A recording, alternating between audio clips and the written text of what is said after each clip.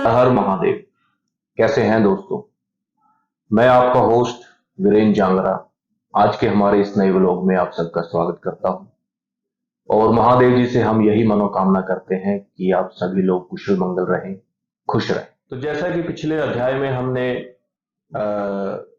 Discuss किया था कि किस तरीके से देवी पार्वती जो है महादेव जी को अपनी कठोर तपस्या से प्रसन्न करती हैं और महादेव जी प्रसन्न होकर के उन्हें अपनी धर्मपत्नी के रूप में स्वीकार करने का वरदान उन्हें प्रदान करते हैं। तत्पश्चात जब ये समाचार गिरिराज हिमालय उनके पिताश्री और उनकी माताश्री को जब मिलता है तो वो अति प्रसन्न होते हैं और उनके घर में जो है मतलब विवाह का माहौल जो है, पूरा वातावरण जो है बड़ा ही खुशनुमा हो जाता है। तत्पश्चात गिरिराज हिमालय जी अपने पूर्वजों को, अपने गुरुओं को, राजगुरुओं को उन्हें याद करते हैं और उनसे शुभ मुहूर्त में लगन पत्रिका लिखवाई जाती है और वो अपने कुछ सगे संबंधियों के साथ वो लगन पत्रिका जो है कैलाश पर्वत पर महादेव जी के पास पहुंचा देते हैं। जैसे ही महादेव जी को गिरिराज हिमालय जी के संबंधियों का आने का पता चलता है तो वे स्वयं उनका स्वागत करते हैं और सभी रीति रिवाजों के पश्चात महादेव जी को पहले टीकाकरण किया जाता है और शुभ मुहूर्त में उन्हें लगन पत्रिका थमा दी जाती है और कहा जाता है कि हे महादेव, आज से एक सप्ताह के बाद आप हमारे नगर में पधारे अपनी पूरे बारात के साथ और देवी पार्वती का पाणी ग्रहण करें, उन्हें अपनी धर्मपत्नी के रूप में स्वीकार करें। तो ऐसा कह करके उनके सगे संबंधी जो हैं वापस हिमालय नगरी में पहुंच जाते हैं। तत्पश्चात महादेव जी देवर्षि नारद जी को याद करते हैं और उनके आह्वान पर देवर्षि नारद जी वहां पर प्रकट होते हैं और कहते हैं कि महादेव जी आपने मतलब कैसे मुझे याद किया। तत्पश्चात महादेव जी कहते हैं कि आपने ही गुरु बनकर के देवी पार्वती को मार्गदर्शन दिया है और आपके ही मार्गदर्शन के अनुसार देवी पार्वती ने कठोर तपस्या करके मुझे अपने पति के रूप में प्राप्त किया है। तो मैं चाहता हूं इस शुभ कार्य का भार भी आप ही संभाले। आप इस संसार के सभी देवताओं गणों को, सभी जीव जंतुओं को, मनुष्यों को, ऋषि मुनियों को, गंधर्वों को इस शुभ विवाह का न्योता पहुंचाएं और सबको आज से एक सप्ताह के बाद इस बारात में सम्मिलित होने का न्योता आप प्रदान करें। तो महादेव जी के आज्ञा पाकर के नारद जी जो है इस संसार में सभी जगह सभी देवताओं को, सभी जीवों को इस शुभ मुहूर्त का न्योता प्रदान करते हैं और सबसे सबसे यही मतलब प्रार्थना करते हैं कि आप अपने सह परिवार के साथ इस बारात में, इस विवाह के अवसर पर सम्मिलित हों। वहीं दूसरी तरफ जो है गिरिराज हिमालय जी अपने घर में, अपनी नगर में इस विवाह के संदर्भ में सब तरीके के प्रबंध करने में जुटे हुए होते हैं। जैसे कि आज हमारे मानव समाज में जब भी हमारे घर में कोई विवाह या शादी का मुहूर्त होता है तो हम लोग जो है मतलब अलग अलग तरीके के प्रबंध करते हैं कि किस किस जगह पे बारात को ठहराया जाएगा, बारात के लिए खाने पीने की सब चीजों का प्रबंध किया जाता है, मंडप का इंतजाम किया जाता है, पंडित जी को बुलाया जाता है, पुरोहितों को बुलाया जाता है। तो वो सारे जो है रीति रिवाज, वो सारे काम जो है वहां पर चल रहे होते हैं। बारात के ठहरने के लिए मतलब एक विशेष स्थान का प्रबंध किया जाता है ताकि उस बारात में जो है हर देव, जीव जंतु जो है, मनुष्य सब शामिल होंगे। तो हर तरीके का प्रबंध है वहां पर किया जाता है। उसके अलावा तरह तरह के खान पान की चीजों का प्रबंध किया जाता है। घर में जो है औरतें मधुर संगीत गा रही होती हैं, लोकगीत गा रही होती हैं। तो मतलब वहां का जो संपूर्ण जो वातावरण होता है बड़ा ही खुशनुमा होता है और खूबसूरत होता है। तभी गिरिराज हिमालय जी जो है भगवान श्री विश्वकर्मा जी से प्रार्थना करते हैं कि वे इस शुभ विवाह के अवसर पर एक बहुत ही खूबसूरत मंडप का निर्माण करें ताकि इस संसार को अंत तक मतलब याद रहे। उनके आज्ञा पाकर के भगवान श्री विश्वकर्मा जी एक बहुत ही खूबसूरत मंडप का निर्माण करते हैं। उनके मंडप में बहुत ही अलग अलग तरीके की कलाकृतियों का निर्माण किया जाता है। जैसे कि एक तरफ जो है स्त्री और पुरुष नृत्य कर रहे होते हैं, कई जगह पे जो है मोर, पंछी, पक्षी नाच रहे होते हैं चहचहा रहे होते हैं। कहीं पर घोड़ों की या हाथियों की मूर्तियां बनाई जाती हैं। द्वार पर देवी लक्ष्मी जी की मूर्ति बनाई जाती है और वो सब मूर्तियां इतनी जीवित प्रतीत हो रही होती हैं कि जैसे कि अभी के अभी वो बोल पड़े। तो इतना खूबसूरत निर्माण किया जाता है मंडप का भगवान श्री विश्वकर्मा जी के द्वारा। और अंत में उस कार्य को संपन्न करके वे गिरिराज हिमालय जी से आज्ञा लेते हैं। इस मंडप का निर्माण इतना खूबसूरत देख करके गिरिराज हिमालय जी उन्हें तरह तरह के उपहार भेंट में उन्हें प्रदान करते हैं। और वहीं दूसरी तरफ जो है कैलाश पर्वत पर बारात के प्रस्थान की तैयारियां बड़ी जोरों शोरों से चल रही होती हैं। जैसे कि हम लोग हमारे आज घरों में अगर हमारा कोई शादी का कोई ऐसा अवसर होता है तो हम लोग क्या करते हैं कि बारात के प्रस्थान से पहले जैसे दूल्हे को तैयार किया जाता है, तरह तरह की पूजा वगैरह ये सब करवाई जाती हैं ताकि किसी इस शुभ अवसर पर किसी तरीके की कोई अड़चन ना आए। तो वो सब रीति रिवाज जो है वहां पर चल रहे होते हैं, महादेव जी निभा रहे होते हैं। जैसे कि सबसे पहले जो है सभी देवतागण मिलकर महादेव जी का को स्नान करवाते हैं। तत्पश्चात उन्हें तैयार किया जाता है। जैसे कि उनके मस्तक पर विराजमान जो चंद्रमा है एक बहुत ही खूबसूरत मुकुट का रूप धारण कर लेता है। उनके गले में लिपटे हुए सर्प जो हैं तरह तरह की और खुशबूदार मालाओं में परिवर्तित हो जाते हैं। उनके शरीर पर रमी हुई भस्म जो है वो चंदन के रूप में परिवर्तित हो जाती है। और उनके शरीर पे जो लिपटी हुई बाघ की खाल है, जो कपड़ा है, वो पीले वस्त्रों में, खूबसूरत वस्त्रों में परिवर्तित हो जाता है। तो इस तरीके से जो है महादेव जी मतलब बहुत ही अद्भुत और सुंदर प्रतीत हो रहे होते हैं वहां पर। उसके तुरंत बाद जो है देवी लक्ष्मी जी उनके भाभी, बड़े भाभी होने का पात्र निभाती हैं। और उनके आंखों में काजल डाला जाता है और उनके मस्तक पर काला टीका भी लगाया जाता है ताकि उन्हें किसी तरीके की नजर न लगे। मतलब सोचने वाली बात है कि जैसे महादेव जी इस संसार के परमेश्वर हैं, पिता हैं, और उनको नजर न लगे इस तरीके के रीति रिवाज जो है वहां पर चल रहे होते हैं।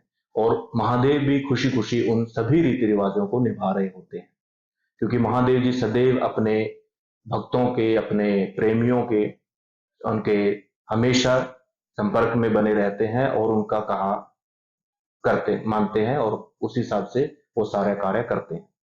तो वो सब रीति रिवाज जैसे चल रहे होते हैं, अंत में ब्रह्मदेव जी को बुलाया जाता है। तत्पश्चात वो सभी वेदों और शास्त्रों के हिसाब से पूजा पाठ करवाते हैं। ग्रहों और नक्षत्रों की पूजा की जाती है ताकि इस शुभ अवसर पर किसी तरीके की कोई बाधा ना आए। और अंत में भगवान विष्णु जी के आह्वान पर बारात का प्रस्थान किया जाता है। तो जैसे ही बारात जो है प्रस्थान करती है तो सभी उस बारात में जो सम्मिलित हुए होते हैं, जो भी लोग हैं, मतलब भूत पिशाच, देव, असुर, देवलोक की जो परियां हैं, अप्सराएं हैं, वो सब उसमें सम्मिलित होते हैं और बड़े ही गाजे बाजे के साथ झूमते हुए वो जा रहे होते हैं। कहने का भाव ये है कि महादेव जी की बारात में इस संसार का हर जीव जो है सम्मिलित होता है और अपना मतलब उसका भाग्य के हिसाब से, एक कर्म के हिसाब से अपना फल प्राप्त करता है। जैसे ही बारात गिरिराज हिमालय की नगरी के द्वार पर पहुंचती है, गिरिराज हिमालय जी को जैसे इस बात की सूचना मिलती है तो वो सभी रीति रिवाज के हिसाब से सबका स्वागत करते हैं और उन्हें एक पवित्र स्थान पर विश्राम करने के लिए बिठाया जाता है। और उसके तुरंत बाद जो है गिरिराज हिमालय जी वापस अपने महल में पहुंच जाते हैं बाकी के सब प्रबंध देखने के लिए। जैसे ही देवी मैना, श्री देवी मैना जी जो देवी पार्वती की माता श्री हैं, उनको बारात के आने का जैसे ही समाचार मिलता है तो वे अपने महल की एक ऊंची बालकनी में, मतलब वहीं दूसरी तरफ जैसे ही देवी मैना श्री देवी पार्वती जी की माता श्री को जैसे ही बारात का आने का समाचार मिलता है तो अपनी सखी सहेलियों के साथ अपने राजमहल के बरामदे से, बालकनी से देखने की कोशिश करती हैं। जैसे कि मतलब आज तक उन्होंने कभी महादेव जी को देखा नहीं था, उन्होंने जस्ट बस सुना हुआ था कि महादेव जी जो हैं इस संसार के सबसे बड़े देव हैं, भगवान हैं, परमेश्वर हैं। सबसे ज्यादा खूबसूरत हैं वो। तो कहीं ना कहीं देवी मैना जी को इस बात का घमंड हो जाता है कि वे इस संसार के सबसे बड़े देव की मतलब समधन है, उनकी माता श्री है, उनकी पुत्री से वे विवाह कर रहे हैं, या फिर हम ये कह सकते हैं कि उन्हें इस संसार का जो सबसे बड़ा देव है उन्हें दामाद के रूप में प्राप्त हुआ है। तो ये विचार करके वो कहीं ना कहीं उनको इस बात का घमंड हो जाता है। तो जैसे ही वो अपने घर की छत से, बालकनी से देख रही होती है, तभी वहां पर नारद मुनि जी पधारते हैं और पूछते हैं कि देवी मैना जी आप किसका इंतजार कर रही हैं यहाँ पर। तभी देवी मैना जी कहती हैं कि वे मतलब महादेव जी के दर्शन करना चाहती हैं। उन्होंने मतलब सुना ही है कि महादेव जी बहुत ही सुंदर, बलवान और सबसे बड़े देव माने जाते हैं इस संसार के। तो वे उनके दर्शन करना चाहती हैं। तभी वो देखती हैं कि उस बारात के ठहरने वाले उस स्थान से जो है पहले ब्रह्मदेव जी मंडप की तरफ आ रहे होते हैं। तो उन्हें देख करके देवी मैना जी प्रसन्न होती हैं। वो कहती हैं कि ये बड़े ही बलशाली प्रतीत हो रहे हैं, इनकी 4 भुजाएं हैं, 4 मुख हैं, लाल रंग का इनका शरीर है, एक हाथ में उनके कमंडल है तो दूसरे हाथ में वेदों की ग्रंथ है, वेद हैं उनके हाथों में। तो वे उन्हें ही ब्रह्म महादेव जी समझ लेती हैं और कहती हैं कि मतलब मैं धन्य हो गई कि उन्हें महादेव जी जैसे दामाद मिले हैं। तभी नारद मुनि जी उन्हें रोकते हुए कहते हैं कि देवी मैना जी, ये मेरे पिता श्री ब्रह्मदेव जी हैं, इस संसार के रचयिता हैं। तो महादेव जी तो अभी जो है बारात के उस स्थान पर बैठे हैं, विश्राम कर रहे हैं। तभी थोड़ी देर बाद जो है वहां से भगवान विष्णु जी प्रस्थान करते हुए आ रहे होते हैं मंडप की तरफ। तो उन्हें देखते हुए भी देवी मैना से यही वाक्य कहती हैं कि मतलब ये बहुत ही सुंदर हैं, प्रतीत हो रहे हैं, बलशाली प्रतीत हो रहे हैं। तो उन्हें दोबारा से रोकते हुए नारद मुनि जी कहते हैं कि आपको भ्रम है, ये महादेव जी। तभी वहां से जो है भगवान विष्णु जी आ रहे होते हैं। उन्हें देखकर भी देवी मैना जी यही वाक्य कहती हैं कि ये बड़े ही सुंदर प्रतीत हो रहे हैं, वो सौभाग्यशाली हैं कि उन्हें महादेव जी जैसा दामाद मिला है। तो उनको रोकते हुए फिर से नारद मुनि जी कहती हैं कि देवी मैना जी आप का ये भ्रम है, गलत है आपकी धारणा। ये भगवान श्री विष्णु जी हैं, इस संसार के रचना मतलब पालन करता है, इस संसार का ख्याल रखते हैं, वो पालन करते हैं। महादेव जी तो अभी भी अ, जो बारात के स्थान पर विश्राम कर रहे हैं। तो कहीं ना कहीं जो है महादेव जी को देवी पार्वती के मन में जो उत्पन्न हुआ घमंड जो है उसका बोध हो जाता है। वो अपने देव ज्ञान से उनके मन के बात को समझ लेते हैं। तभी वो उनके घमंड को तोड़ने के लिए अपना एक विकराल और प्रचंड रूप धारण कर लेते हैं। जैसा कि हम लोग देखते हैं कि महादेव जी का जो एक अघोरी रूप है, उनकी जटाएं मतलब वो बिखर जाती हैं, उनके गले में सर्प सांप जो है लिपटे हुए होते हैं, उनके शरीर पर जो है भस्म रमी हुई होती है, हाथों में और गले में जो है रुद्राक्ष की मालाएं होती हैं। और जैसा ही वो अपना प्रचंड रूप धारण करते हैं, तत्पश्चात वो अपने सभी गणों को, प्रेत आत्माओं को और चंडालों को आदेश देते हैं कि मतलब आप नाचना गाना शुरू करें और बारात को आगे प्रस्थान करें, मंडप की तरफ प्रस्थान करें। तो जब महादेव जी अपने इस प्रचंड रूप में उनके सभी भूत प्रेतों के साथ बारात में सबसे आगे चल के मतलब आ रहे होते हैं, तो उनका ये रूप देख करके देवी मैना जी बहुत ज्यादा भयभीत हो जाती हैं और बेहोश होकर के गिर जाती हैं। तभी उन्हें उनके महल में ले जाया जाता है और जैसे ही वो होश में आती है तो बड़े ही जोर शोर से वो विलाप करना शुरू कर देती हैं और नारद मुनि जी को टोकते हुए कहती हैं कि मतलब आपने मेरी पुत्री का जीवन जो है बिल्कुल ही खराब कर दिया है।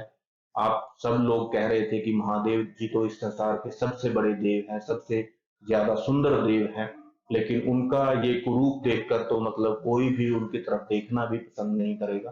तो इस तरीके के जो है कटुर वचन जो है वो महादेव जी के लिए प्रयोग करते हुए, विलाप करते हुए कह रही होती हैं। तभी वहां पर सप्तऋषि जी पधारते हैं, ब्रह्मदेव जी प्रकट होते हैं।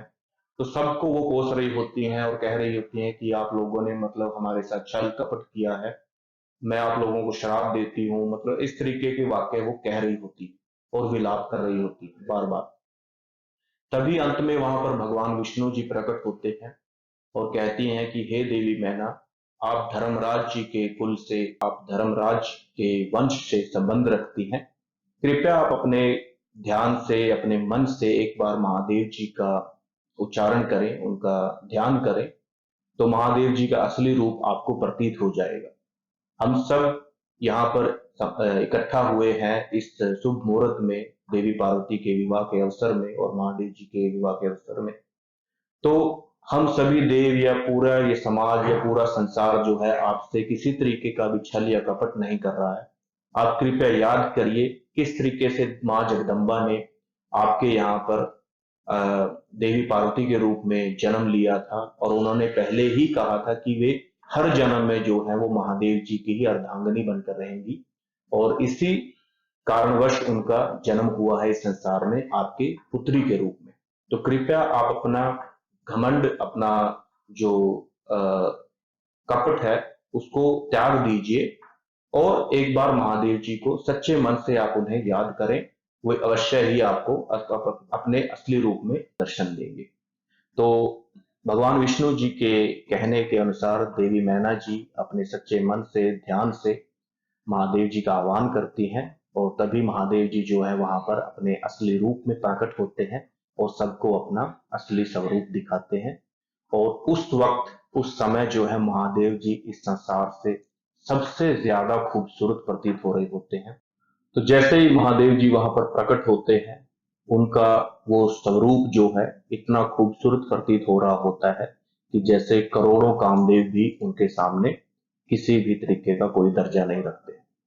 तो उनके उस स्वरूप को देख करके सभी देवतागण, सभी मनुष्य, बारात में सम्मिलित सभी लोग जो है धन्य हो जाते हैं, और देवी मैना जी का भी घमंड टूट जाता है, और अंत में वो अपने इस पुत्री के विवाह की स्वीकृति देते हैं। तो यहीं पर हम आज के हमारे इस वाक्य का अंत करते हैं। उम्मीद करते हैं आप सबको ये पसंद आया होगा। तब तक के लिए बने रहे हमारे इस चैनल में। हर हर महादेव। धन्यवाद।